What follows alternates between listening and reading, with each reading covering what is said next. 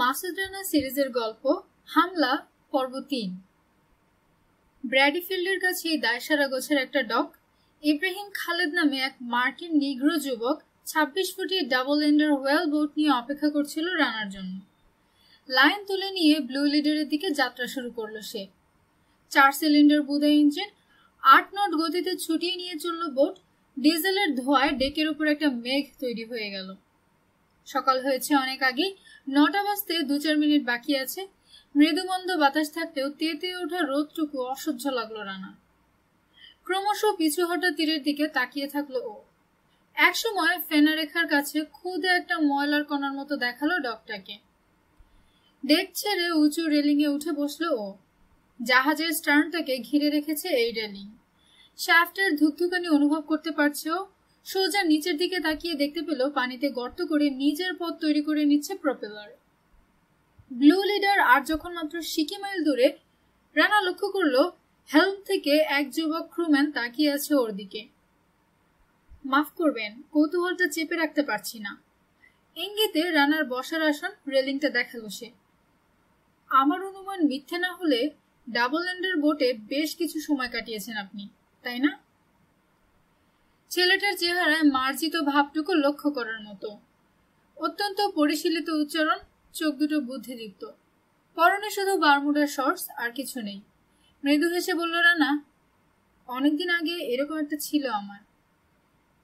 তাহলে নিশ্চয়ই পানির ধারে বাড়ি আপনার?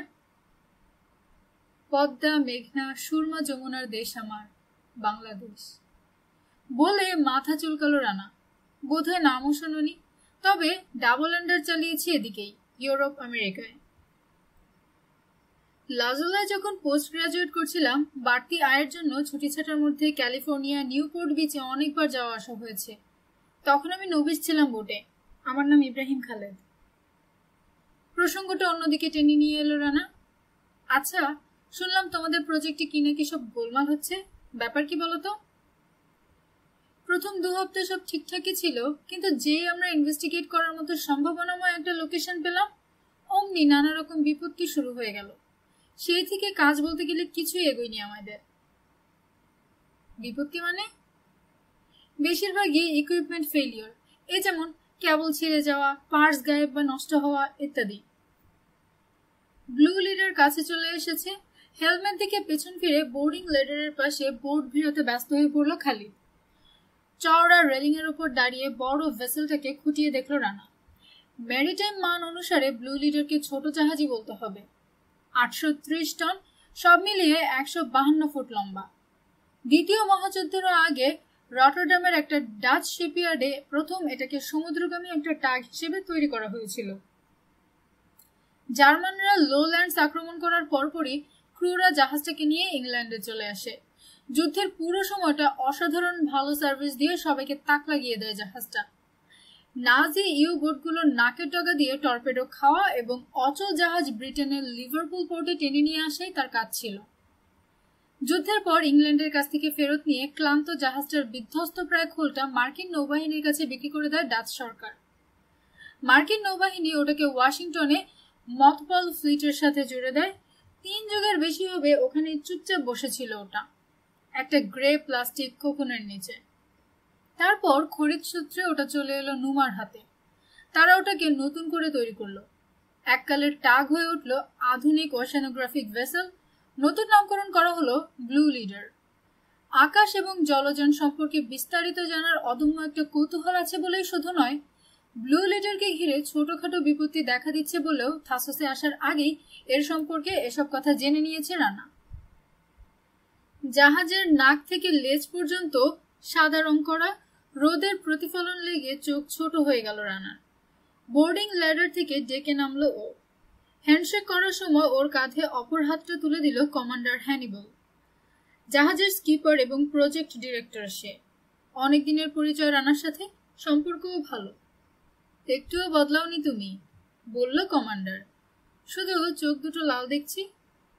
পকেট থেকে সিগারেটের প্যাকেট বের করে বাড়িয়ে দিল রানার দিকে। ছেড়ে দিয়েছি, বলল রানা। তারপর জানতে চাইল, শুনলাম তোমার নাকি সমস্যা হচ্ছে। গম্ভীর হয়ে উঠল কমান্ডারের চেহারা। না হলে কি বেহুদায় ওয়াশিংটনের সাহায্য চেয়েছি? ক্ষীণ একটু ভুরু কোচকালো রানা। কমান্ডারকে যতটুকু চেনেও তার কথায় তো ঝাঁজ বা হঠাৎ রাগের সুর থাকা উচিত নয়। হাস্যজ্জ্বল কৌতুক প্রিয় লোক সে। ঠিক আছে, বলল ও, আগে রোদ থেকে গা বাঁচাই, চলো, তারপর ধীরে সুস্থে শোনা যাবে সব। হর্ন রিমের চশমাটা চোখ থেকে নামিয়ে দোমড়ানো রুমাল দিয়ে নাক আর কপাল মুছল কমান্ডার। দুঃখিত রানা, একসাথে সবকিছু এভাবে বিগড়ে যাবার এরকম ঘটনার কথা জীবনেও শুনিনি। তুমি বলো, এরপরও কি মেজাজ ঠিক থাকে? কঠিন সব প্ল্যান করে প্রজেক্টের কাজ শুরু করা হয়েছে, ঠিক যখন একটা রেজাল্ট পাবার সময় হয়ে এসেছে তখনই একের পর এক উৎকট সব বিপদ। জানো, ক্রুরা পর্যন্ত গত 3 দিন ধরে এড়িয়ে যাচ্ছে আমাকে। 5 ফুট 5 ইঞ্চি লম্বা কমান্ডারের কাঁধে একটা হাত রাখলো রানা। যতই কিনা মেজাজ খারাপ করো, কথা দিচ্ছি আমি তোমাকে ফেলে পালাবো না। রানার দিকে তাকিয়ে থাকলো কমান্ডার হ্যানিবল। ধীরে ধীরে তার চেহারায় স্বস্তির ছাপ ফুটে উঠল। রানার একটা হাত শক্ত করে চেপে ধরল সে। থ্যাংক গড, আর কাউকে না পাঠিয়ে তোমাকে পাঠিয়েছেন অ্যাডমিরাল। তুমিও যে রহস্যের মীমাংসা করতে পারবে তা হয়তো নয়, কিন্তু স্রেফ তোমার উপস্থিতিই আমার জন্য বিরাট একটা স্বস্তির ব্যাপার। ঘুরে বোর দিকটা দেখল সে। এসো আমার কেবিন ওদিকে। খাড়া একটা মই বেয়ে কমান্ডারকে অনুসরণ করলো রানা। পরবর্তী ডেকে চড়ে ছোট একটা কেবিনে ঢুকলো। ভেন্টিলেটর দিয়ে ঠান্ডা বাতাস ঢোকার ব্যবস্থা রাখা হয়েছে। আরাম বলতে এটুকুই। খুদে আকৃতি দেখে রানা ধারণা করলো নিশ্চয়ই স্টিলের আলমারি তৈরিতে সিদ্ধহস্ত কোনো কারিগর বানিয়েছে এটা। ভেন্টিলেটরের সামনে দাঁড়িয়ে গায়ের ঘাম শুকিয়ে নিল ও। তারপর একটা চেয়ারে বসে পা দুটো 2 হাতলের গায়ে ঠেস দিয়ে রাখলো। কমান্ডার হ্যানিবল শুরু করবে সেই অপেক্ষায় রয়েছে। পোর্ট হোল বন্ধ করে দিল হ্যানিবল, কিন্তু বসলো না। শুরু করার আগে জানতে চাই, আমাদের এই ইজিয়ান এক্সপেডিশন সম্পর্কে কি জানো তুমি? শুধু এইটুকু যে জিওলজিক্যাল কোনো কারণে মেডিটেরিয়ানকে নিয়ে রিসার্চ করছে ব্লু লিডার। অবাক দেখালো কমান্ডারকে। পাঠাবার আগে অ্যাডমিরাল তোমাকে এই প্রজেক্ট সম্পর্কে কোনো ধারণা দেননি? না, মুচকি হাসলো রানা। শুধু এইটুকু শুনে সন্তুষ্ট হও, তোমার দেশ আমার জন্য নরক হয়ে উঠেছিল, তাড়াতাড়ি কেটে পড়তে হয়েছে, কিছু বলার সময় পাননি অ্যাডমিরাল। বুঝেছি বলে প্রসঙ্গটা চাপা দিতে চাইল কমান্ডার। আসলে কিছুই বোঝেনি সে। ডেস্কের একটা দেরাজ খুলে বড় একটা ম্যানিলা এনভেলপ বের করে ধরিয়ে দিল রানার হাতে। ভেতর থেকে কয়েকটা স্কেচ বের করলো রানা। সবগুলোই অদ্ভুত দর্শন একটা মাছের নকশা। মুখ তুলে তাকালো ও। এইরকম কোনো মাছ নিশ্চয়ই আগে কখনো দেখোনি তুমি রানা? জানতে চাইল কমান্ডার হ্যানিবল। আবার ড্রয়িংগুলোর দিকে চোখ নামালো রানা। একটা মাছেরই অনেকগুলো নকশা, কিন্তু আঁকানো হয়েছে কয়েকজন শিল্পীকে দিয়ে। স্কেচের প্রতিটি মাছ প্রায় একই রকম দেখতে হলেও খুঁটিনাটি অনেক কিছু একটার সাথে আরেকটার মেলে না। প্রথমটা প্রাচীন গ্রিক ইলাস্ট্রেশন, আঁকা হয়েছে একটা ভেসের গায়ে। আরেকটা সন্দেহ নেই রোমান ফ্রেস্কোর অংশ। এরপরের দুটো আরো আধুনিক যুগের, শিল্পীদের ছবিতে শৈল্পিক নৈপুণ্য ফোটাবার চেষ্টা করেছে। এগুলোতে মাছ স্থির হয়ে নেই, তাদের ছোটাছুটির ভঙ্গি ধরে রাখার চেষ্টা করা হয়েছে। সবশেষেরটা একটা ফটোগ্রাফ, পাথরে সেটা থাকা একটা ফসিলের ছবি। মুখ তুলে আবারও হ্যানিবলের দিকে তাকালো রানা। ওর হাতে একটা ম্যাগনিফাইং গ্লাস তুলে দিল কমান্ডার। এবার এটা দিয়ে দেখো। গ্লাসের হাইট অ্যাডজাস্ট করে নিয়ে প্রতিটি ছবি খুঁটিয়ে দেখল রানা। প্রথমবার দেখার সময় মনে হয়েছিল মাছ সবগুলোই এক সাইজের এবং অনেকটা ব্লু ফিন টিউনার মতো আকৃতি, কিন্তু এখন দেখা গেল বটম পেলভিক ফিনের চেহারা অনেকটা খুদে হাঁসের পায়ের মতো, যাকে বলে ওয়েবড ফিট। ডরসাল ফিনের ঠিক সামনে ওই রকম আরো দুটো দেখা গেল। ফিসফিস করে বলল রানা, ব্যাপারটা কি হ্যানিবল? প্রকৃতির অদ্ভুত খেয়াল, নাকি এর আলাদা কোনো নাম আছে? ল্যাটিন নামটা এমন খটমটে উচ্চারণ করার সাধ্য আমার নেই, বলল কমান্ডার। তবে ব্লু লিডারের বিজ্ঞানীরা আদর করে নাম রেখেছে টিজার। এই নামকরণের কারণ? কারণ প্রকৃতির সমস্ত আইন অনুসারে 200 মিলিয়ন বছর আগে দুনিয়ার বুক থেকে নিশ্চিহ্ন হয়ে যাবার কথা ছিল এই মাছের। কিন্তু ছবি যখন আঁকা সম্ভব হয়েছে, বুঝতেই পারছো, এই মাছ দেখেছে বলে আজও দাবি করছে লোকেরা। প্রতি 50 কি 60 বছর পর হঠাৎ করে অনেকগুলো চাক্ষুষ করার সংবাদ পাওয়া যায়, কিন্তু বিজ্ঞানীদের দুর্ভাগ্যই বলতে হবে আজ পর্যন্ত একটা টিজারও ধরা সম্ভব হয়নি। একজন জেলে বা বিজ্ঞানী তোমার চোখের দিকে সোজা তাকিয়ে কিরে কসম খেয়ে বলবে তার নেট বা হুকে একটা টিজার ধরা পড়েছিল, কিন্তু ডাঙায় তোলার আগেই কিভাবে যেন ছুটে যায়। এইরকম কয়েকশো ঘটনার কথা জানা আছে আমাদের। দুনিয়ার কোথাও এমন কোনো জুলজিস্ট নেই যে মরা বা জ্যান্ত একটা টিজারের জন্য তার ডান হাতটা ত্যাগ করতে দ্বিধা করবে। সামান্য একটা মাছ বই তো নয়, তার এত গুরুত্ব কেন? ড্রয়িংগুলো তুলে ধরল কমান্ডার। নিশ্চয়ই লক্ষ্য করেছ, বাইরে চামড়া সম্পর্কে আর্টিস্টদের এক একজনের এক এক রকম ধারণা। কেউ আঁশ এঁকেছে, কেউ শুশুকের মতো মসৃণ গায়ে এঁকেছে, আবার কেউ কেউ কোমল লোম পর্যন্ত এঁকেছে। এখন তুমি যদি লোমশ চামড়ার সম্ভাবনা স্বীকার করো, লিম্ব এক্সটেনশন সহ, তাহলে আমরা হয়তো প্রথম ম্যামালের সূচনা আচ্ছাভাবে পেয়ে যেতে পারি। ঠিক, কিন্তু চামড়াটা যদি মসৃণ হয়, তাহলে তোমার হাতে ওটা আসলে আদি সরীসৃপ ছাড়া কিছুই নয়। এককালে তো দুনিয়া জুড়েই ওদের বসবাস ছিল। কিন্তু কমান্ডারের চেহারায় আত্মবিশ্বাসের কোনো অভাব দেখা গেল না। এরপরের বিবেচ্য বিষয় হিসেবে আসছে গরম অগভীর পানিতে বাস করত টিজার। রেকর্ড চেক করে জানা যায় তাকে দেখতে পাবার প্রতিটি ঘটনা 3 থেকে 3 মাইলের মধ্যে ঘটেছে। সবগুলো ঘটনাই ঘটেছে এখানে ইস্টার্ন মেডিটেরিয়ানে, যেখানে গড়পড়তা সারফেস টেম্পারেচার 62 ডিগ্রি ফারেনহাইটের নিচে খুব কমই নামে। কি প্রমাণ হয় এ থেকে? নিরেট কিছু নয়, কিন্তু আদি ম্যামাল লাইফ গরম আবহাওয়ায় সহজে টিকে থাকতে পারে, তাই এই সম্ভাবনা একেবারে উড়িয়ে দেওয়া যায় যে বর্তমান সময় পর্যন্ত টিকে গেছে টিজার। কোনো মন্তব্য করলো না রানা। তোমাকে দলে ভেড়ানো সহজ নয় জানি বলেই ইন্টারেস্টিং ব্যাপারটা সব শেষে ছাড়বো বলে ঠিক করে রেখেছি। মুচকি একটু হেসে বলল হ্যানিবল। চোখ থেকে চশমা নামিয়ে গ্লাস দুটো পশমি কাপড়ের টুকরো দিয়ে মুছল সে। তারপর খাড়া নাকে পড়লো সেটা। চোখ দুটো ঢুলু ঢুলু করে তুলে এমন সুরে কথা বলতে শুরু করলো যেন স্বপ্নের ঘরে রয়েছে। জিওলজিক্যাল সময়ের হিসেবে ট্রাইয়াসিক পিরিয়ডে, অর্থাৎ হিমালয় এবং আল্পস পর্বতমালা মাথাচাড়া দেবার আগে, এখন যেখানে তিব্বত আর বাংলাদেশ সহ ভারত রয়েছে, সেখানে বিশাল একটা সাগর ছিল। সেন্ট্রাল ইউরোপের উপর দিয়ে নর্থ সি পর্যন্ত ছিল এর বিস্তার। জিওলজিস্টরা এককালে এই বিশাল জলরাশির নাম দিয়েছে the sea of Tethys. Black Caspian এবং মেডিটেরিয়ান সি সেই টেথিস সাগরেরই টিকে যাওয়া অংশ। জিওলজিক্যাল টাইম সম্পর্কে আমার কোনো ধারণাই নেই, বলল রানা। অজ্ঞতার জন্য মাফ চাইছি, কিন্তু টেথিস পিরিয়ড কবে শুরু হলো জানতে ইচ্ছে হচ্ছে। 180 থেকে 230 মিলিয়ন বছর আগে, বলল হ্যানিবল। এই সময়ে ভার্টিব্রা প্রাণীদের ক্রমবিকাশের ধারায় একটা বৈপ্লবিক উন্নতি ঘটে। পানিতে বাস করতে এমন কিছু সরীসৃপ 23 ফুট পর্যন্ত লম্বা হয়ে ওঠে, সেই পরিমাণে পায়ের জোরও বেড়ে যায়। এরপর দুনিয়ার বুকে এলো প্রথম ডাইনোসর, যে কিনা এমনকি পেছনের পায়ে ভর দিয়ে হাঁটতেও শিখল। শুধু তাই নয়, ব্যালেন্স রক্ষার জন্য লেজটাকে তারা ছুরি হিসেবে ব্যবহার করত। চেয়ারের পিঠে হেলান দিয়ে পা দুটো সামনের দিকে মেলে দিল রানা। আমার ধারণা ছিল ডাইনোসরের যুগ শুরু হয় আরো অনেক পরে। সিনেমাতে প্রায় দেখা যায় প্রায় ন্যাংটো যুবতী নায়িকাকে তাড়া করছে ডাইনোসর, কাজেই ভুল বোঝার অবকাশ থেকেই যায়। কিন্তু আসল ঘটনা হলো মানুষের আবির্ভাব ঘটার 60 মিলিয়ন বছর আগেই দুনিয়া থেকে নিশ্চিহ্ন হয়ে গেছে ডাইনোসর।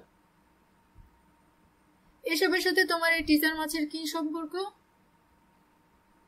প্রথম যুগের একটা টিজারের কথা কল্পনা করো। প্রায় 3 ফুটে প্রাণীটি ঘর বাঁধলো, প্রেম করলো, তারপর একদিন সি অফ টেথিসের কোথাও মারা গেল। কেউ লক্ষ্য করলো না নগণ্য মাছের মৃতদেহ ধীরে ধীরে সাগর তলায় লাল কাদায় ডুবে গেল।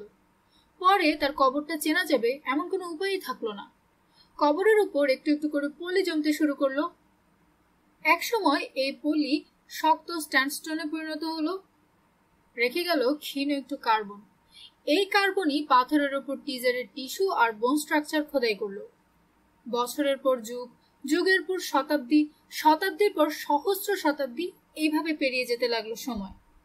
200 মিলিয়ন বছর পর বসন্তকালের এক গরম দিনে অস্ট্রিয়ান শহর নিয়ানকির্চেনের একজন কৃষক তার লাঙল দিয়ে শক্ত সারফেসের উপর একটা আঁচড় দিল।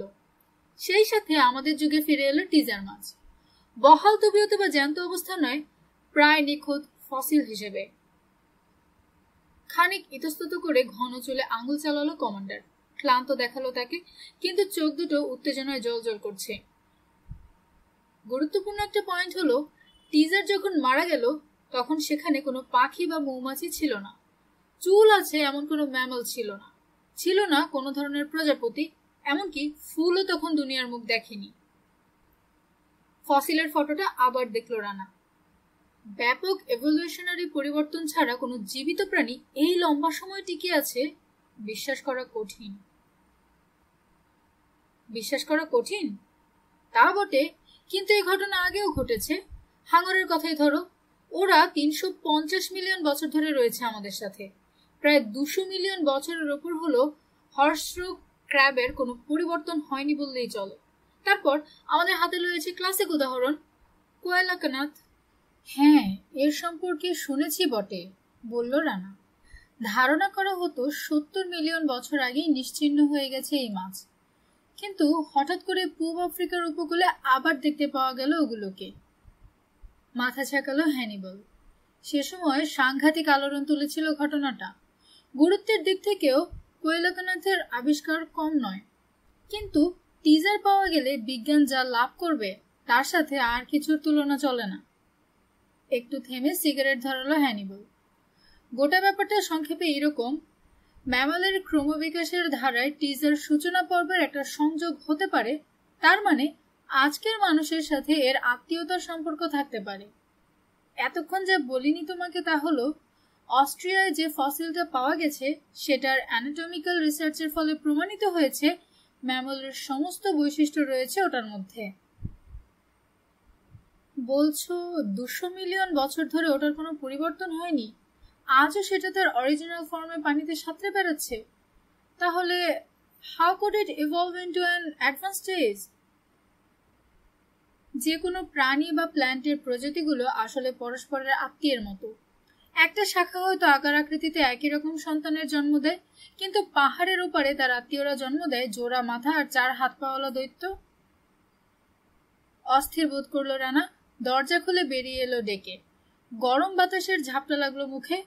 থমকে দাঁড়িয়ে পিছিয়ে নিল মাথা। 2 হাতে পয়সা খরচ করে এতগুলো লোক গাধার খাটনি খাটছে কেন? লক্ষ কোটি বছরের পুরনো একটা মাছের জন্য? ভাবতেও আশ্চর্য লাগলো। মানুষের পূর্বপুরুষ মাছ ছিল না বানর, কি এসে যায় তাতে? যে গতিতে আত্মধ্বংসের দিকে এগিয়ে চলেছে সভ্যতা, 1000 বছর কিংবা হয়তো তারও কম সময়ের মধ্যে নিশ্চিহ্ন হয়ে যাবে মানুষ। ঘুরে দরজার দিকে মুখ করলো ও। কেবিনের ভেতরটা আবছা অন্ধকার। চেয়ারে বসে ওর দিকেই তাকিয়ে আছে হ্যানিবল। ঠিক আছে, বলল রানা। কি খুঁজছো তোমরা সেটা আমার জানা হলো। এখন বলো, এসবের ভেতর আমি কিভাবে ঢুকছি? কেবল যদি ছিঁড়ে গিয়ে থাকে, টুলস যদি হারিয়ে গিয়ে থাকে, কিংবা জেনারেটর যদি বিকল হয়ে গিয়ে থাকে, আমার মতো কাউকে কেন দরকার পড়ে তোমাদের? একজন মেকানিককে কেন ডেকে পাঠাও না? মুহূর্তের জন্য হতভম্ব দেখালো হ্যানিবলকে, তারপর উজ্জ্বল হয়ে উঠল তার মুখের চেহারা। বুঝেছি, ডক্টর খালিদের কাছ থেকে জেনেছ?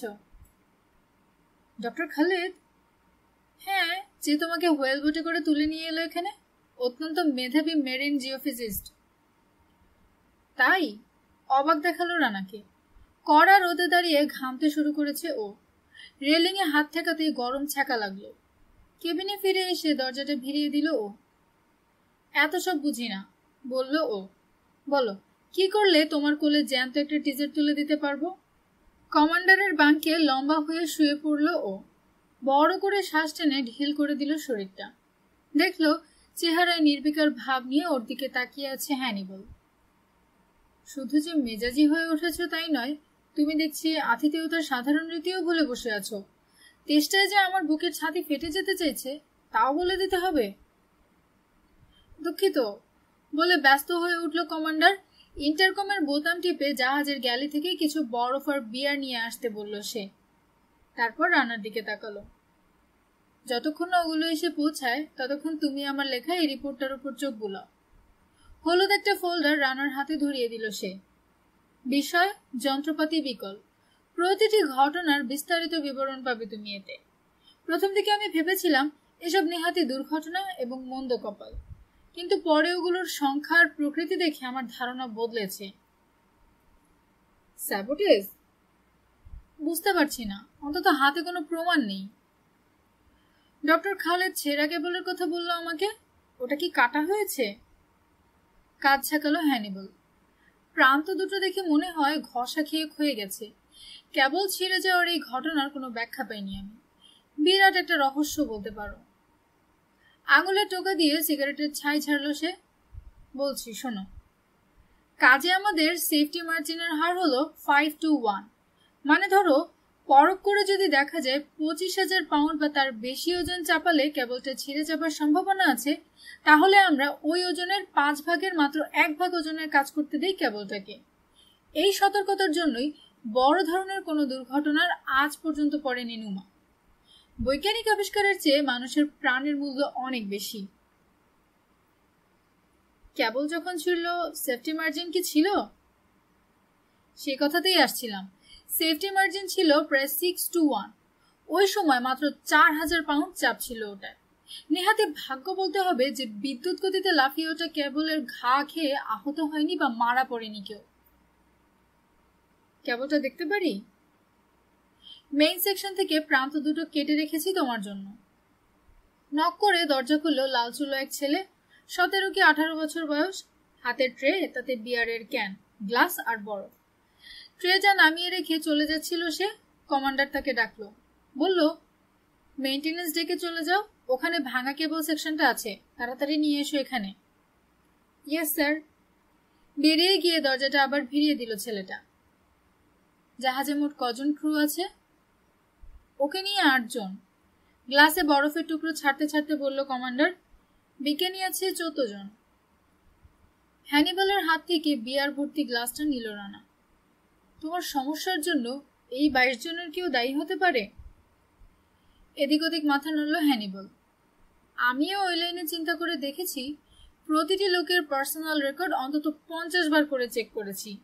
প্রজেক্টের কাজ পিছিয়ে গেলে ওদের কারো লাভ হবে এমন কোনো প্রমাণ আমি পাইনি। ক্লাসে চুমুক দেবার জন্য থামল সে। বাধাগুলো অন্য কোনো উৎস থেকে আসছে রানা। কেউ বোধহয় চাইছে আমরা যেন টিজার মাছ ধরতে না পারি, যে মাছের হয়তো কোনো অস্তিত্বই নেই। ভাঙা কেবলের প্রান্ত দুটো নিয়ে কেবিনে ঢুকলো ছেলেটা। ডেস্কের ওপর নামিয়ে রেখে তাকালো কমান্ডারের দিকে। হাত ইশারায় তাকে বিদায় করে দিল হ্যানিবল। বাঙ্ক থেকে নামলো রানা। ডেস্ক থেকে তুলে নিল কেবল দুটো। গ্রিজ মাখা অন্যান্য আর সব স্টিল কেবল যেমন হয়, এটাও সেই রকম। প্রতিটি টুকরো 2 ফুটের মতো লম্বা, মোট 2400 খেয়ে আছে। তার উপর রয়েছে প্রচলিত মানের ইস্পাতের বিনুনি। 1 ইঞ্চির 5 ভাগের 1 ভাগ পুরু। আঁটো-সাঁটো, শক্ত, কোথাও ভাঙেনি কেবলটা। ছেঁড়াটা ছড়িয়ে পড়েছে ইঞ্চি 15 জায়গা জুড়ে। সেজন্যই প্রান্ত দুটো ঘোড়ার একজোড়া লেজের মতো দেখতে হয়েছে। কি যেন একটা ধরা পড়লো রানার চোখে। ম্যাগনিফাইং গ্লাস তুলল চোখে। ধীরে ধীরে সন্তুষ্টির একটা ক্ষীণ হাসি ছড়িয়ে পড়ল ঠোঁটে। সে পুরনো উত্তেজনা অনুভব করলো ও। কেউ চ্যালেঞ্জ করলে উপযুক্ত জবাব দেবার তাগিদ। অশুভ শক্তির অস্তিত্ব এবং তার তৎপরতা ধরা পড়ে গেছে ওর কাছে। আশা করলো সময়টা বোধহয় বাজে খরচ হবে না, বেশ রোমাঞ্চের মধ্যেই কাটবে। কিছু দেখলে? অনেক কিছু, বলল রানা। তোমরা বোধহয় কারো এলাকায় অনুপ্রবেশ করে ফেলেছ। তোমরা এখানে মাছ ধরো, তা সে চায় না। চোখের চারপাশ কুচকে উঠল হ্যানিবলের। কি পেয়েছো তুমি? কেবলটা ইচ্ছে করে ছেঁড়া হয়েছে, মৃদু গলায় বলল রানা। ছেঁড়া হয়েছে মানে? চেয়ার ছেড়ে উঠে দাঁড়ালো কমান্ডার। কি দেখে বুঝলে তুমি ওটা মানুষের হাত লেগেছে? ম্যাগনিফাইং গ্লাসটা হ্যানিবলের হাতে ধরিয়ে দিল রানা। ভালো করে তাকালেই দেখতে পাবে ভাঙা কিনারাটা নিচের দিকে ঘুরে আশের ভেতর ঢুকে গেছে। তাছাড়া খেইগুলোর চেহারা দেখেছো? থেতলে রয়েছে। এই ডায়ামিটারের একটা কেবলকে যদি দুদিক থেকে টেনে ছেঁড়া হয়, তাহলে খেইগুলোর প্রবণতা হবে খাড়া হয়ে থাকার, আশের দিকে বেঁকে যাবে না। এখানে ঠিক উল্টোটা ঘটেছে। থেতলানো কেবলের দিকে তাকিয়ে থাকলো হ্যানিবল। মাথায় ঢুকছে না। কেউ যদি ছিঁড়ে থাকে, কিভাবে ছিঁড়ল? সম্ভবত প্রাইমাকর্ড। হতভম্ব দেখালো হ্যানিবলকে। সে কি? প্রাইমাকর্ড তো বিস্ফোরক, তাই না? হ্যাঁ, শান্ত সুরে বলল রানা। সুতো বা রশির মতো দেখতে হয়। তৈরি করার সময় যত খুশি শুরু করা যায়। সাধারণত বিস্ফোরণ ঘটিয়ে গাছ ফেলার এবং যথেষ্ট দূরে দূরে বসানো বিস্ফোরক একসাথে ফাটাবার জন্য ব্যবহার করা হয় প্রাইমাকর্ড। জ্বলন্ত ফিউজের মতো কাজ করে এটা। পার্থক্য শুধু এইটুকু যে এর গতি অত্যন্ত বেশি। কিন্তু কিন্তু কারো চোখে ধরা না পড়ে এক্সপ্লোসিভ সাজিয়ে রেখে গেল জাহাজে, এ কিভাবে সম্ভব? ঘন ঘন মাথা নাড়ল হ্যানিবল। এদিকের পানি কাচের মতো স্বচ্ছ, দৃষ্টিসীমা 100 ফুটেরও বেশি। কেউ যদি জাহাজের দিকে এগোয়, জাহাজী বা বিজ্ঞানী কারো না কারো চোখে ধরা পড়তে বাধ্য। তাছাড়া বিস্ফোরণের আওয়াজ আমরা কিছু শুনতে পাইনি কেন? জবাব দেবার আগে দুটো প্রশ্ন করব আমি, বলল রানা। কেবল যখন ছিড়ল ওটার সাথে কি ঝুলছিল, এবং কেবল ছেঁড়ার ঘটনাটা কখন তোমরা জানতে পারো? আন্ডার ওয়াটার ডিকম্প্রেশন চেম্বারের সাথে জোড়া লাগানো ছিল কেবল। 180 ফুট পানির নিচে কাজ করছিল ডাইভাররা, তাই বেন্ট ঠেকাবার জন্য পানির নিচেই ডিকম্প্রেশনের ব্যবস্থা করা হয়। ভাঙা কেবলটা আমাদের চোখে পড়ে 7টায়, সকালে ব্রেকফাস্ট করার পর পরই। আগের রাতে চেম্বারটা নিশ্চয়ই পানির নিচে ছিল? না, জানালো হ্যানিবল। ভোর হবার আগেই পানিতে চেম্বার নামিয়ে থাকি আমরা, যাতে ভোরের দিকে ইমার্জেন্সি দেখা দিলে ড্রাইভাররা ওটাকে একেবারে হাতের কাছে তৈরি পায়। এই তো উত্তর পেয়ে গেলে। উজ্জ্বল হয়ে উঠল রানার চেহারা। ভোরের আবছা অন্ধকারে গা ঢাকা দিয়ে সাঁতরে এসেছিল কেউ। জাহাজে চড়তে হয়নি তাকে, পানির নিচেই পেয়ে গিয়েছিল কেবলটা। প্রাইমাকর্ড লাগিয়ে তাড়াতাড়ি আবার ফিরে গেছে সে। দৃষ্টিসীমা 100 ফুট হতে পারে, কিন্তু সেটা আকাশে সূর্য ওঠার পর। রাতের বেলা ওটা 1 ফুটের বেশি নয়। কিন্তু বিস্ফোরণের আওয়াজটা? প্রাইমাকর্ড বিস্ফোরণের আওয়াজ তেমন জোরালো নয়, বলল রানা।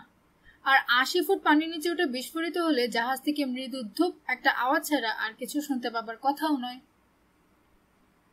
রানার সাথে তর্ক করার একটা ঝোঁক চাপলেও খাড়া করার মতো কোনো যুক্তি খুঁজে পেল না কমান্ডার হ্যানিবল। খানিক ইতস্তত করার পর জানতে চাইল, এখন তাহলে কি হবে? বিয়ারের গ্লাসটা তুলে নিয়ে শেষ চুমুক দিল রানা। তুমি তোমার কাজ চালিয়ে যাও, দেখো অন্তত টিজার মাছের আধখানা লেজও পাও কিনা। আর আমি দ্বীপে ফিরে গিয়ে মাটি শুকতে শুরু করি, দেখি কোথাও কোনো গন্ধ পাই কিনা। তোমার এখানের স্যাবোটেজার ব্র্যাডিফিল্ডের উপর এয়ার অ্যাটাকের একটা সম্পর্ক থাকলেও থাকতে পারে। দেখা যাক কোথাকার পানি কোথায় গড়ায়। আচমকা দরম করে খুলে গেল জাহাজের কপাট। লাফ দিয়ে ভেতরে ঢুকলো একজন লোক। মুখ খুলে হাঁপাচ্ছে সে, চোখ দুটো বিস্ফারিত। পরনে সুইম ট্রাঙ্ক আর চওড়া বেল্ট, বেল্টের সাথে আটকানো রয়েছে একটা ছুরি আর নাইলন নেট ব্যাগ। মাথার চুল লালচে, নাকে আর বুকে সাদাটে হলুদ রঙের অসংখ্য তিল। কেবিনের ভেতর ঢুকেই থমকে দাঁড়িয়ে পড়ল সে। পানির ছোট একটা পুকুর তৈরি হয়ে গেল কার্পেটের উপর। কমান্ডার হ্যানিবল বলে ঘন ঘন দম নিল। আমি একটা দেখেছি, খোদার কসম, আমি একটা টিজার দেখেছি, ফেসমাস থেকে মাত্র 10 ফুট দূরে। স্যাঁত করে ছুটে গেল কমান্ডার, লোকটার সামনে গিয়ে দাঁড়ালো। পাশ থেকে দেখতে পেল রানা উত্তেজনায় ঠোঁটজোড়া কাঁপছে হ্যানিবলের। ঠিক জানো, ভুল দেখনি, ভালো করে দেখেছ? শুধু চোখের দেখা নয় স্যার, আমার হয়ে কথা বলবে ক্যামেরা, আমি ওটার ছবিও তুলে নিয়েছি। কমান্ডারের চেহারায় আত্মহারা ভাব ফুটে উঠতে দেখে নিঃশব্দ হাসিতে উজ্জ্বল হয়ে উঠল ড্রাইভারের মুখ। শুধু যদি আমার কাছে একটা স্পিয়ার গান থাকতো স্যার, আজ আর ওটাকে ফেরত যেতে হতো না। কিন্তু ভাগ্য খারাপ, স্পিয়ার গানের বদলে ক্যামেরা নিয়ে কোরাল ফরমেশনের ছবি তুলছিলাম আমি। জলদি! হ্যানিবলের গলার ভেতর থেকে বিস্ফোরণের মতো আওয়াজ বেরিয়ে এলো। ল্যাবে পাঠিয়ে ফিল্মটা ডেভেলপ করাও। দ্রুত ঘুরে বেরিয়ে গেল লোকটা। রানার গায়ে কয়েক ফোঁটা লোনা পানি ছিটকে পড়ল। বেরিয়ে গিয়ে বাইরে থেকে দরজাটা বন্ধ করে দিল ড্রাইভার। রানার চোখে চোখ রাখলো কমান্ডার। মাই গড, হাল ছেড়ে দিয়ে যখন বাড়ি ফিরে যাবার কথা ভাবছি, ঠিক তখনই এই কাণ্ড। আমি কি আর নড়ি এখান থেকে? হয় একটা টিজার ধরবো, না হয় বুড়ো হয়ে এখানেই মারা যাব। এমন ভাগ্য কজনের হয়? মানে? ভুরু কুচকে তাকালো হ্যানিবল। কার ভাগ্য? কিসের ভাগ্য? মাস্টার, মুচকি হেসে বলল রানা। তাকে পাবার জন্য কি না করতে পারো তোমরা। এ ব্যাপারে তোমার বোধহয় কোনো উৎসাহ নেই? ঠান্ডা গলায় জানতে চাইল হ্যানিবল। যদি জানতাম টিজার খেতে কেমন, তাহলে হয়তো উত্তর দেওয়াটা আমার জন্য সহজ হতো। বলে বাঙ্কে শুয়ে পড়ল রানা। চোখ বুজে ঢিল করে দিল শরীরটা। মনে মনে কল্পনা করলো এবার দেশে ফিরে আলীগঞ্জ কাওয়াটাইলের বিলে মাছ ধরবে, পাশে থাকবে সোহানা। 5টা বাজতে কয়েক মিনিট বাকি থাকতে ব্র্যাডিফিল্ডে ওর কোয়ার্টারে ফিরে এলো রানা। ঘামে ভেজা কাপড় চোপড় খুলতে যা দেরি, সাথে সাথে শাওয়ারের নিচে লম্বা হয়ে শুয়ে পড়ল ও। সময় থাকলে শাওয়ারের নিচে শুয়ে থাকার সুযোগটা কখনো হাতছাড়া করে না ও। এই অবস্থায় মাঝে মধ্যে হয়তো তন্দ্রার কোলে আত্মসমর্পণ করে ও, তবে বেশিরভাগ সময় বর্ষণ মুখর পরিবেশটাকে কাজে লাগায় অটো সাজেশন দিয়ে। কখনো বা কোনো কঠিন সমস্যা নিয়ে মাথা ঘামায়। একান্তে চিন্তা করার জন্য এর চেয়ে ভালো পরিবেশ আর হয় না। এই মুহূর্তে কয়েকটা প্রশ্ন নিয়ে মাথা ঘামাচ্ছে রানা। টায়ারের দাগ আছে অথচ গাড়ি নেই, তাহলে গাড়ির আওয়াজ পায়নি কেন? মার্কিন যুক্তরাষ্ট্রের এয়ারবেসে হামলা চালানো হলো কেন? ব্লু লিডারের কেবল কাটল কে? সমাধান পাবার মতো যথেষ্ট তথ্য হাতে নেই, কাজেই উত্তর পাওয়া কঠিন। তাই বলে মাথা তো আর চুপ করে বসে থাকতে পারে না, সে তার কাজ করে চলল। উঠি উঠি করছে, এই সময় বাথরুমের কাচের দরজার সামনে একটা ভাঙাচোরা মূর্তি দেখা গেল। ওহে শাওয়ার প্রেমিক, হাঁক ছাড়ল বেন নেলসন। তোমার হলো? 8 ঘন্টা ধরে অপেক্ষা করছি। কেন? কল বন্ধ করে দিয়ে জানতে চাইল রানা। কর্নেল কোস্কি তোমার সাথে দেখা করতে আসছেন, যে কোনো মুহূর্তে এসে পড়বেন তিনি, বলল বেন। একটু তাড়াতাড়ি করো। ঠিক আছে। দরজার সামনে থেকে সরে গেল বেন। বাথটাব থেকে উঠে তোয়ালে দিয়ে গা মুছল রানা। আয়নার সামনে দাঁড়িয়ে ইলেকট্রিক শেভার দিয়ে দাড়ি কামালো। কোমরে শুকনো একটা তোয়ালে জড়িয়ে ঢুকলো বেডরুমে। বেনকে নিয়ে কর্নেল লি কোস্কি অপেক্ষা করছে ওর জন্য। খাটের কিনারায় বসে আছে কর্নেল, তাতেই তাল গাছের মতো লম্বা দেখালো তাকে। সরু লম্বাটে মুখে গাড়ির দরজার হাতলের মতো একজোড়া গোফ, তারই একটা আঙুল দিয়ে অনবরত মুচড়ে চলেছে। চোখ দুটো ঘন নীল, নড়াচড়া এবং কথা বলার ভঙ্গির মধ্যে দ্রুত ব্যস্ত একটা ভাব, দৃষ্টি এড়াবার নয়। হাসি চেপে ভাবল রানা, দেখে মনে হয় একরাশ ভাঙা কাচের উপর বসে আছে কর্নেল। আমি বোধহয় অসময়ে বিরক্ত করতে এসেছি, সেজন্য দুঃখিত, বলল কর্নেল। কিন্তু কাল যে হামলাটা হলো সে ব্যাপারে কিছু আবিষ্কার করতে পেরেছেন কিনা জানতে চাই আমি। মাথা নিচু করে কোমরে জড়ানো বাটারফ্লাই তোয়ালেটা দেখে নিল রানা। না, নিরেট কিছু পাবো বলে আশাই করিনি আমি। কিছু সন্দেহ, কিছু ধারণা গজিয়েছে মাথায়, কিন্তু সেগুলো এয়ারটাইট কেস তৈরি করার জন্য যথেষ্ট নয়। আমার এয়ার ইনভেস্টিগেশন স্কোয়াড্রনকে অচল করে দেওয়া হয়েছে। এমন রাগের সুরে কথাটা বলল কর্নেল, যেন এর জন্য রানাই দেয়। আশা করছিলাম আপনি কোনো সূত্র দিতে পারবেন। রানার মনে হলো কোনো সূত্র দিতে না পারলে ওর উপর খেপে যাবে লোকটা। শান্ত সুরে জানতে চাইল ও, অ্যালবাট্রাসের টুকরোটাটা কিছু পেলেন আপনারা? করে আঙুলে ডগা দিয়ে ঘামে ভেজা কপালের মাঝখানটা চুলকালো কর্নেল। ওটা যদি সাগরে ডুবে থাকে, কোনো চিহ্ন না রেখেই ডুবেছে। সামান্য একটু তেলের চিহ্নও নেই পানিতে। পুরনো ডাব্বা, তার পাইলট, সব যেন হাওয়ায় মিলিয়ে গেছে। সাংঘাতিক একটা ধাঁধার মতো লাগছে ব্যাপারটা। সেই জন্যই তো আপনার উপর ভরসা করছিলাম। যেন অসম্ভবকে সম্ভব করাই রানার কাজ। মিস্টার বেনের মুখে আপনার সম্পর্কে শুনে ভাবলাম। মস্ত ভুলটা আপনি ওখানেই করে বসেছেন কর্নেল, বাধা দিয়ে বলল রানা। বেনকে আপনি আমার বন্ধু বেশি শত্রু বলতে পারেন, শুধু প্রশংসা করে গাছে তুলে দিতে জানে, তার আবার 90% মিথ্যে এবং বানোয়াট। তাড়াতাড়ি প্রসঙ্গ বদলালো বেন। প্লেনটা হয়তো স্ট্রেটের উপর দিয়ে মেইনল্যান্ডে। না, বলল কর্নেল, খোঁজ নিয়েছি আমরা। মেইনল্যান্ড থেকে এলে বা মেইনল্যান্ডের দিকে চলে গেলে কেউ না কেউ দেখতে পেত। তীর এলাকায় অমন কয়েকশো লোককে প্রশ্ন করা হয়েছে, কেউ কিছু দেখেনি। চিন্তিতভাবে মাথা ছেঁকালো বেন। গোলাপি রং করা একটা প্লেন, যার টপ স্পিড ঘন্টায় মাত্র 103 মাইল, তাকে দেখতে না পাবার কোনো কারণই নেই। না, মেইনল্যান্ডের দিকে যায়নি ওটা। সিগারেটের প্যাকেট বের করলো কর্নেল। হামলার প্ল্যানটা ছিল নিখুঁত, সেটাই সবচেয়ে অবাক করেছে আমাকে। ওই সময়ে যেই থাকুক সে জানতো ওই সময়ে কোনো প্লেন ল্যান্ড বা টেক অফ করবে না। গায়ে শার্ট চড়িয়ে বোতাম লাগালো রানা। রোববারে ব্র্যাডিফিল্ডে তেমন ব্যস্ততা থাকে না, এ তো থাসোসের সবাই জানে। জাপানিদের পার্ল হারবার আক্রমণের সাথে এই হামলার যথেষ্ট মিল আছে। সিগারেট ধরালো কর্নেল। জানতো কোনো প্লেন আসছে না, কাজে আপনাদের ক্যাটালিনাকে দেখে পাইলট নিশ্চয়ই চমকে উঠেছিল। আমাদের রাডার ক্যাটালিনাকে ধরতে পারেনি, কারণ শেষ 200 মাইল প্রায় সাগর ছুঁয়ে আসছিলেন আপনি। এক মুখ ধোয়া ছাড়ল সে।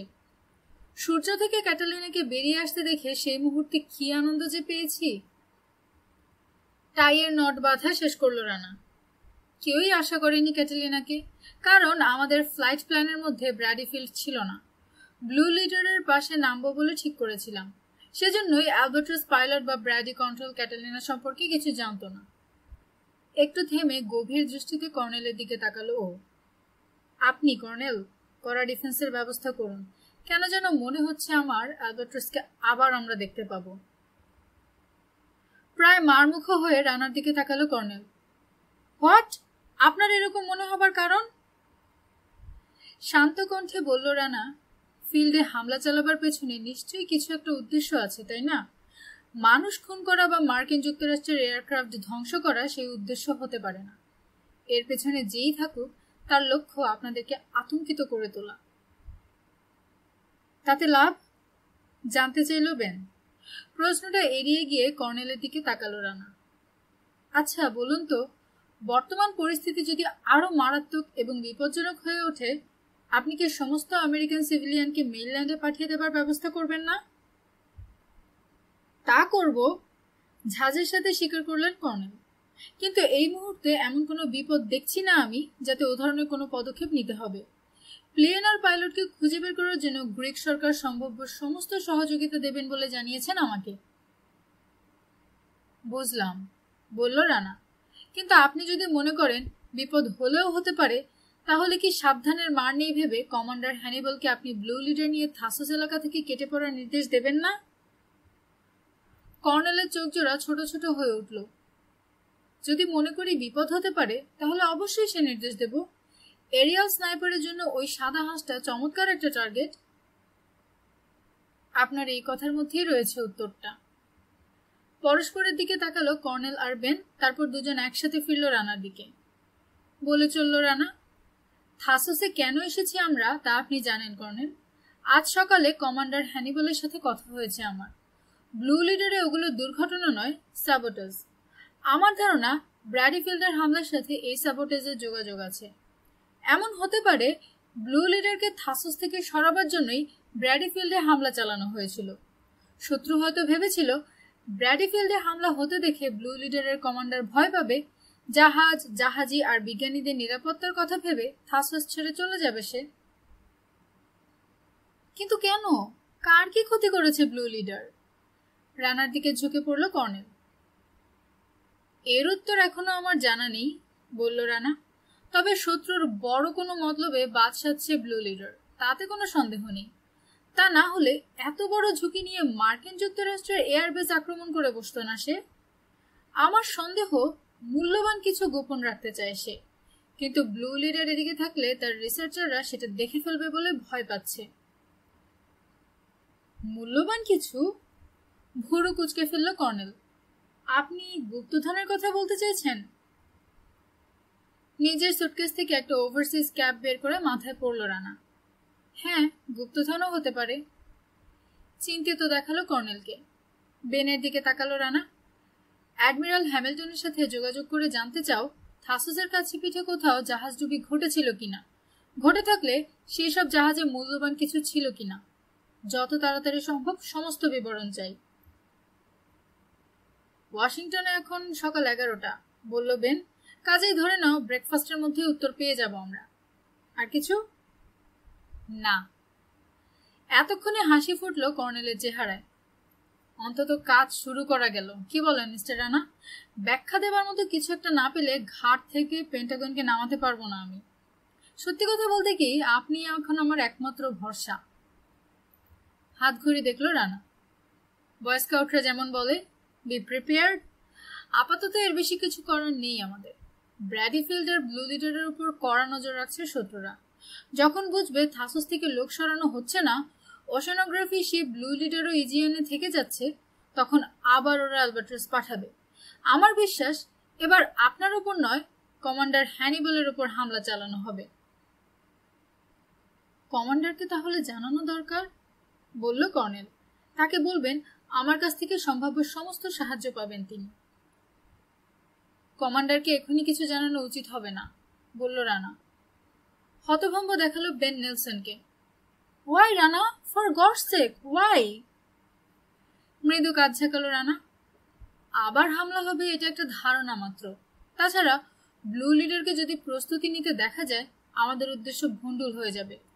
প্রথম বিশ্বযুদ্ধের ভূতকে ফাঁদে আটকাতে হলে গর্ত থেকে বাইরে বের করে আনতে হবে তাকে। কিন্তু ব্লু লিডারের বিজ্ঞানী আর ক্রুদের কি হবে? বিপদের কথা না জানালে কমান্ডার আত্মরক্ষার জন্য তৈরি হবেন কিভাবে? বিপদটা এত তাড়াতাড়ি আসছে না বেন। আরো অন্তত একটা দিন অপেক্ষা করবে আলবাট্রাসের মালিক, দেখবে ব্লু লিডার কেটে পড়ে কিনা, বলল রানা। তারপর মুচকি একটু হাসি ফুটল ওর ঠোঁটে। ইতিমধ্যে আমি একটা ফাঁদ পাতার চেষ্টা করব। ফোঁস করে স্বস্তির একটা নিঃশ্বাস বেরিয়ে এলো কর্নেলের নাক দিয়ে। উঠে দাঁড়ালো সে। আপনি যখন দায়িত্ব নিচ্ছেন, দুশ্চিন্তার আর কোনো কারণ নেই আমাদের। বাঁচলাম। আমি ফেরেশতা নই কর্নেল কোস্কি, বলার সুরে কাঠিন্যটুকু ইচ্ছে করেই ফোটালো রানা। হাত পাতলেই সেটা যে সফল হবে তার কোনো মানে নেই।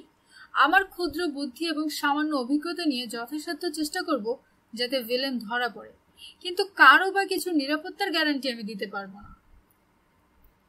কথাগুলো কর্নেলের ওপর কোনো প্রভাবই ফেলতে পারল না।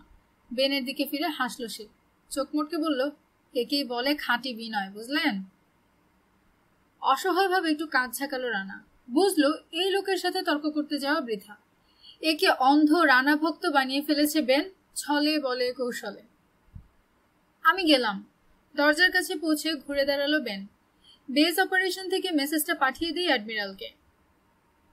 সাপারের জন্য আমার কোয়ার্টারে থামতে ভুলবেন না, বলল কর্নেল। গোফে তা দিতে দিতে ফিরল রানার দিকে। আপনিও আমন্ত্রিত। ধন্যবাদ, বলল রানা, কিন্তু আপনারা গিয়ে আমাকে একজন ডিনারের দাওয়াত দিয়ে রেখেছে, দুঃখিত। ডিনারের দাওয়াত পেয়েছেন? তার মানে? অবাক হয়ে জানতে চাইল কর্নেল। কার কাছ থেকে? সুন্দরী একটা মেয়ে। হোয়াট? দরজার কাছ থেকে গর্জন ছাড়ল বেন। পাই করে ঘুরে দাঁড়িয়েছে সে, দুই চোখে অবিশ্বাস। 6টায় মেইন গেটে গাড়ি পাঠাবে, তার মানে মিনিট 2 সময় আছে আমার হাতে, বলল রানা। Good evening colonel. বেনের দিকে ফিরল ও। অ্যাডমিরালের উত্তর পাবার সাথে সাথে জানাবে আমাকে। বেনকে পাশ কাটিয়ে কেবিন থেকে বেরিয়ে গেল ও। ব্যাপারটা কি বলুন তো মিস্টার বেন, জানতে চাইল কর্নেল কোস্কি। সত্যি কি কোনো মেয়ের সাথে ডেট আছে মেজর রানার? যতদূর জানি অকারণে মিথ্যে বলে না রানা। কিন্তু কোনো মেয়ের দেখা তিনি পাবেন কোথায়? ফিল্ডে কোনো মেয়ে নেই, আর জাহাজ ছাড়া আর কোথাও তিনি যাননি। মাথা ঝাঁকালো বেন। রানার কথা কি আর বলবো আপনাকে, ওর ভাগ্যকে আমি ঈর্ষা করি। শুনেছি মেরু প্রদেশে নাকি একটা মেয়ে জুটিয়ে ফেলেছিল। মেইন গেট থেকে 100 গজের মধ্যেও যদি একটাকে পেয়ে গিয়ে থাকে, তাহলেও আমি অবাক হব না। পশ্চিম পাহাড়ের মাথা থেকে পেছন দিকে ঢলে পড়ল সূর্য। ধীরে ধীরে ঠান্ডা হয়ে এলো থাসুসের আবহাওয়া।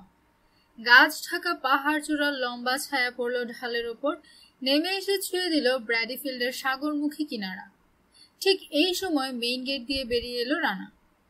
বাইরের রাস্তায় উঠে এসে মেডিটেরিয়ানের তাজা বাতাসে ভরে নিল বুক। দাঁড়িয়ে পড়ে তাকালো সাগরের দিকে। ঢেউ খেলানো সাদা ফ্যানার পেছনে অস্তগামী সূর্যের সোনালি আলো মেখে পানিতে ভাসছে ব্লু লিডার। কুয়াশার ছিটে ফোটাও নেই। 2 মাইলের মতো দূরে হলেও জাহাজের অনেক খুঁটিনাটি পরিষ্কার দেখতে পেল ও। প্রায় মিনিট 2 স্থিরভাবে দাঁড়িয়ে থাকলো ও। রোদ ঝলমলে সাগরে কমলা রঙের ঢেউ, দূর পাহাড়, রঙিন মেঘের ভেলা মুগ্ধ করে রাখলো ওকে। তারপর গাড়ির কথা মনে পড়ে যাওয়ায় রাস্তার দুদিকে তাকালো ও। বাঁদিকে রাস্তার এধারে দেখা গেল গাড়িটাকে। প্রকাণ্ড, আয়নার মতো ঝকঝকে, যেন সদ্য তৈরি করা লেজারিয়ট নোঙর করা হয়েছে। কি বোকা আমি, বিড়বিড় করে বলল রানা। গাড়িটা দেখে নিজের একটা ভুল ধরতে পেরেছে। ধীর পায়ে এগোলো ও। মুগ্ধ একটা ভাব ফুটে উঠল চেহারায়। ভালো কোনো গাড়ি দেখলে দারুণ খুশি লাগে ওর। এটা একটা মেবাক জেপেলিন টাউন কার। প্যাসেঞ্জার কেবিন থেকে ড্রাইভারকে আলাদা করার জন্য স্লাইডিং গ্লাস পার্টিশনের ব্যবস্থা আছে। রেডিয়েটরের ওপর বসানো বড় আকারের জোড়া এম, তার পেছনে 6 ফুট লম্বা হুড শেষ হয়েছে নিচু করে তৈরি উইন্ডশিল্ডের কাছে। তাতে গাড়ির বাইরের চেহারায় সাংঘাতিক বুনো এবং আসরিক শক্তির একটা ভাব ফুটে উঠেছে। লম্বা ফেন্ডার আর রানিং বোর্ডগুলো চকচকে কালো, কিন্তু কোচওয়ার্ক রূপালী পারদের মতো ঝলমল করছে। তুলনা মেলা ভার, মনে মনে স্বীকার করল রানা। জার্মান কারিগরের অপূর্ব নিদর্শন এই গাড়ির প্রতিটি নাট, প্রতিটি বল্টুর ভেতর খুঁজে পাওয়া যাবে। নিঃশব্দে চলা এবং নিখুঁত যান্ত্রিক নৈপুণ্যের জন্য রোলস রয়েস ফ্যান্টম 3 যদি ব্রিটেনের আদর্শ গাড়ি হয়ে থাকে, তাহলে তার সাথে অনায়াসে পাল্লা দিতে পারে জার্মানির মেবাক জেপেলিন। এগিয়ে গিয়ে গাড়ির পাশে দাঁড়ালো রানা। ফ্রন্ট ফেন্ডার ওয়ালে শক্তভাবে বসানো হয়েছে প্রকাণ্ড স্পেয়ার টায়ারটা, সেটার গায়ে ডান হাতটা আলতোভাবে বুলালো ও। চাকার গায়ে গভীরভাবে খোদাই করা রয়েছে ডায়মন্ড আকৃতির নকশা। ওর ঠোঁটে সন্তুষ্টির ক্ষীণ একটু হাসি ফুটে উঠে মিলিয়ে গেল। ঘুরে সামনের সিটের দিকে তাকালো ও। হুইলের পেছনে বসে আছে ড্রাইভার, অলস ভঙ্গিতে দরজার ফ্রেমে আঙুল নাচাচ্ছে। বিরক্ত ক্লান্ত দেখালো লোকটাকে। চোখ বুজে হাই তুলল একটা। গ্রে গ্রিন রঙের টিউনিক পরে আছে। দ্বিতীয় মহাযুদ্ধের নাজি অফিসারদের ইউনিফর্মের সাথে প্রায় হুবহু মিল আছে তার এই পোশাকের, যদিও আস্তিন বা কাঁধে কোনো ইনসিগনিয়া নেই। যে ক্যাপটা পরে আছে তার কিনারা অস্বাভাবিক চওড়া, নিচে ঝুলে আছে 2-1 গাছি সোনালি চুল, কিন্তু গায়ের রং রোদ ঝলসানো তামাটে। চোখে সিলভার রিমের চশমা, হাত তুলে বাঁকা ঠোঁটে জ্বলন্ত সিগারেট গুজল সে। লোকটার চেহারায় গোয়ার তুমির ছাপ ফুটে আছে, সেটা গোপন করার কোনো চেষ্টাও নেই তার মধ্যে। দেখেই লোকটাকে অসহ্য লাগলো রানার। রানিং বোর্ডে একটা পা তুলে দিয়ে একটু ঝুঁকে তাকালো ও। বলল, তুমি বোধহয় আমার জন্যই অপেক্ষা করছো। আমি মাসুদ রানা। সোনালি চুলো ড্রাইভার ঘাড় ফিরিয়ে তাকাবার গরজটুকুও দেখালো না। আঙুলের টোকায় রানার কাঁধের উপর দিয়ে রাস্তায় ফেলে দিল আধ খাওয়া সিগারেটটা। খাড়া করলো সিট দ্বারা, ইগনিশন সুইচ ঘুরিয়ে স্টার্ট দিল গাড়ি। ভারী কর্কশ সুরে বলল, আপনি যদি আমেরিকান গার্বেজ রিসিভার হয়ে থাকেন, জার্মান উচ্চারণ ভঙ্গি, ভাঙা ভাঙা ইংরেজি, তাহলে চড়তে পারেন। ক্ষীণ একটু হাসি দেখা গেল রানার ঠোঁটে, কিন্তু চোখ দুটো হয়ে উঠল কঠোর। সামনে দুর্গন্ধ থাকতে পারে, পেছনে উঠি?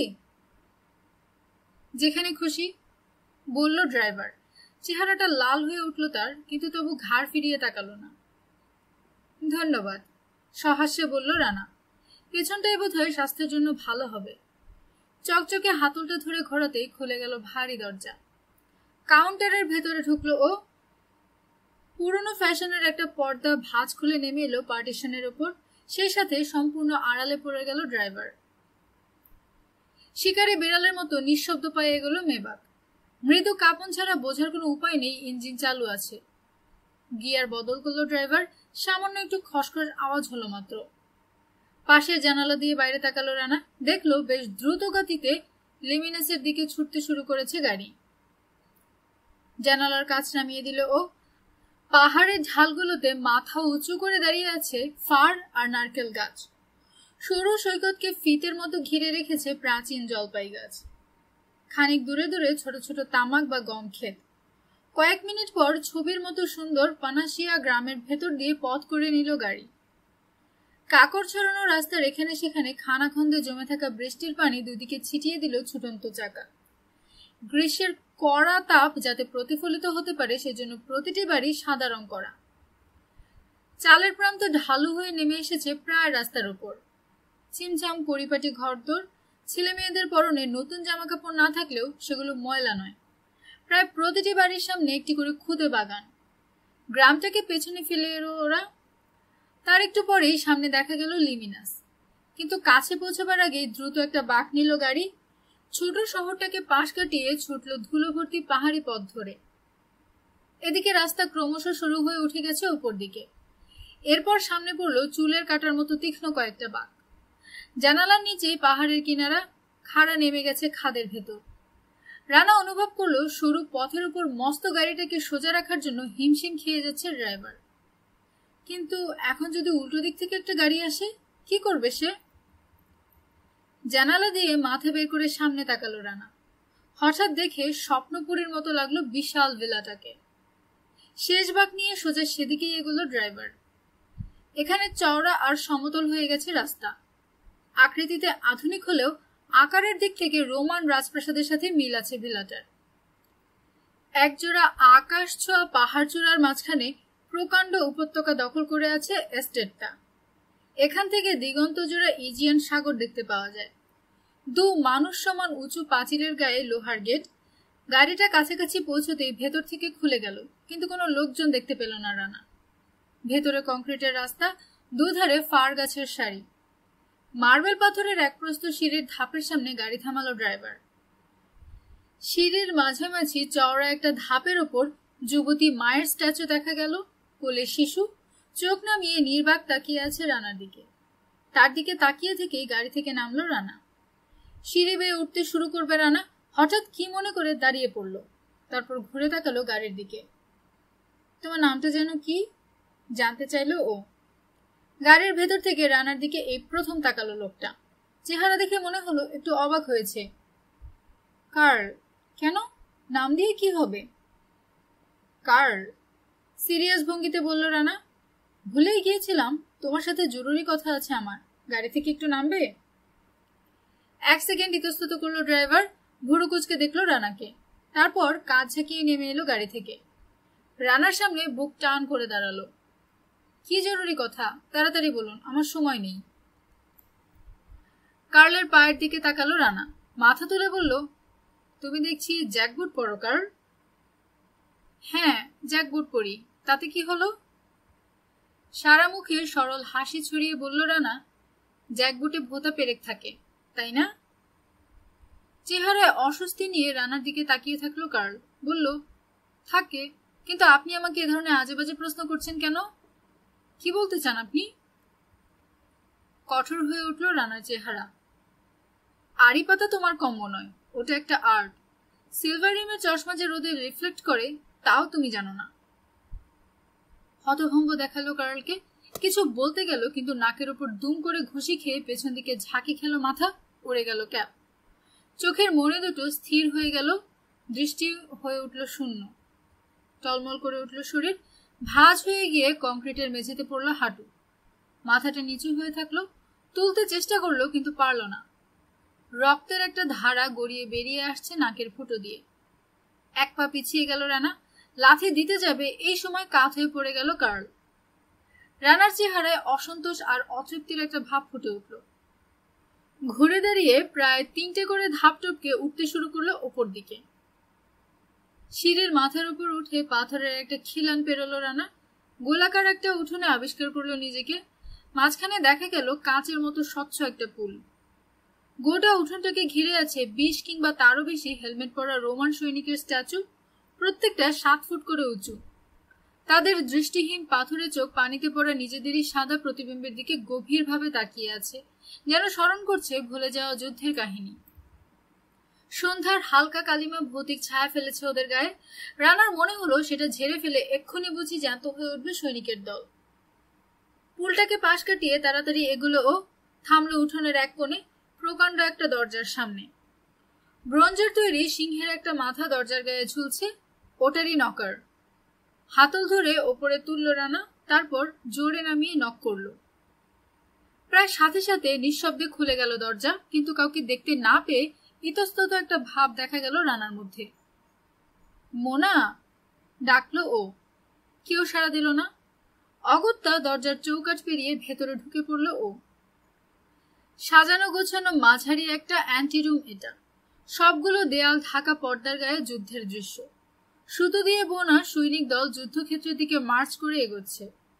কামরার সিলিংটা গম্বুজের মতো, গায়ে অসংখ্য চৌকো খোপ, সেগুলো থেকে হালকা কোমল হলদেটে আলো বেরিয়ে আসছে। চারদিকে তাকিয়ে কাউকে দেখতে পেল না রানা, কাজেই অপেক্ষা করার জন্য মাঝখানের দুটো মার্বেল বেঞ্চের একটায় বসলো ও। বসার পর 1 মিনিটও কাটেনি, দেয়ালের একটা পর্দা হঠাৎ করে সরে গেল এক পাশে। বুড়ো কিন্তু শক্ত সমর্থ চেহারার এক লোক ঢুকলো ভেতরে, সাথে ধবধবে সাদা একটা বিশাল কুকুর।